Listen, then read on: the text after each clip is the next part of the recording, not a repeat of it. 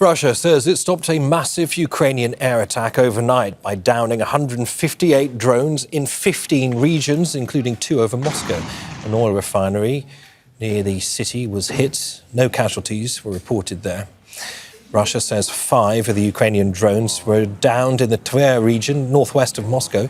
Posts on Telegram show a fire at the Konakovo power station. Ukraine also launched attacks in Russia's Belgorod region. 1 person was wounded and 12 apartment buildings damaged. Meanwhile, Ukraine says 2 people have been killed and 10 injured in a Russian attack on a house in the eastern Kharkiv region. The strike on the village of Cherkaska Lozova was sparked a major fire. The army says the eastern city of Nikopol was also targeted. Russia and Ukraine have intensified cross-border attacks since Ukrainian forces launched an offensive on the Kursk region in August. Pavel Felgenhauer is a defense analyst and columnist for Novaya Gazeta. He joins us live from Moscow. Pavel, welcome to the program. So the Kremlin says it's downed 158 Ukrainian drones in 15 regions in all, 2 over Moscow. I mean, how much of a security breach is this for the Russian military?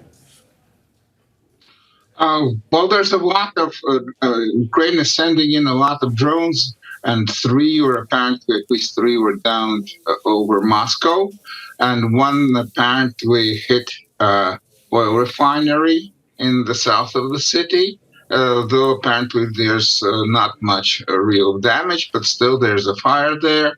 And now this is really Moscow coming under attack. This is rather serious. And also it's well known that the Ukrainians mass produce long-range drones. Many of them are actually made out of wood. So this is a mass production. And they can fly rather accurately and long distance. And this is, and there's other weapons. Recently, President of Ukraine, Zelenskyy, said that they have developed a medium-range cruise missile that can reach Moscow and a ballistic missile that maybe also can reach Moscow. So this is really an escalation we're seeing right now of this conflict. Maybe it's something like the so-called War of the Cities in the Iraq-Iran war in the 80s. And how much concern, Pavel, is this causing ordinary Muscovites and indeed people in the Moscow region and further afield? Well, up to now, Ukrainians were mostly targeting either military airfields or targets connected to oil refineries, to energy and power stations. But if this begins to kind of get into tit-for-tat attacks on cities, this could be rather serious. And of course, for Moscow to be attacked and sometimes even hit, and maybe this is going to escalate, that is a serious problem for the Russian government, politically and logistically. Talking about these alleged attacks on power plants, power stations themselves, not too far away from Moscow. I mean, what would be the likely impact of successful strikes on, for instance, multiple power stations? Would it have an impact on the capital itself, on people's ordinary lives there? Well, right now it's, of course, summer and the energy consumption is not that big. But this could be a big problem in the winter.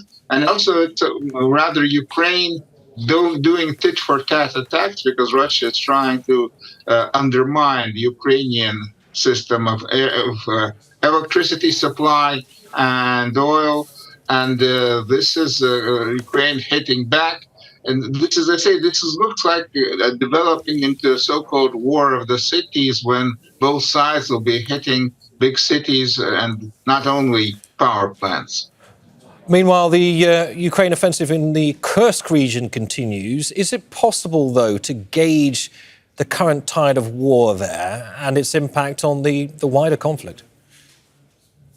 Well, Ukrainians are still attacking in the Kursk. That's the Russian right flank. That's the north. While Russia is attacking in the center, in the Donbass, and also having some successes. Both sides are pressing ahead and having some success each in their own sector. And of course, this is the 1st of September, and there's at least a month and a half, maybe up to 2 months of good weather left for offensive, serious action. And both sides are trying to achieve more significant results because both sides have tactical successes, which have not yet translated into strategic success for neither. And they'll be trying to achieve something as the summer campaign is winding down. Pavel, I'd like to address reports in recent days that Russia has brought, or is at least bringing back, around 100 paramilitary officers stationed in Burkina Faso to join the fight in Ukraine. These are fighters who've been in Burkina Faso supporting the country's military junta, part of 300 soldiers from the Tver Brigade who've been in the West African country. I mean, what should we read into this?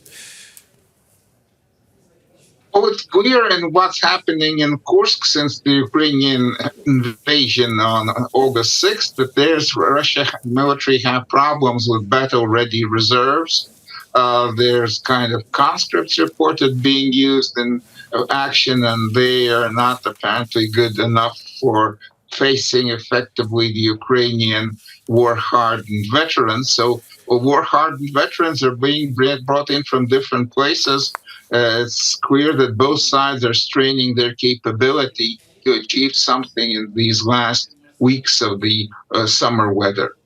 All right. Pavel Felgenhauer, defense analyst at Novaya Gazeta. Many thanks for joining us. Make sure to subscribe to our channel to get the latest news from Al Jazeera.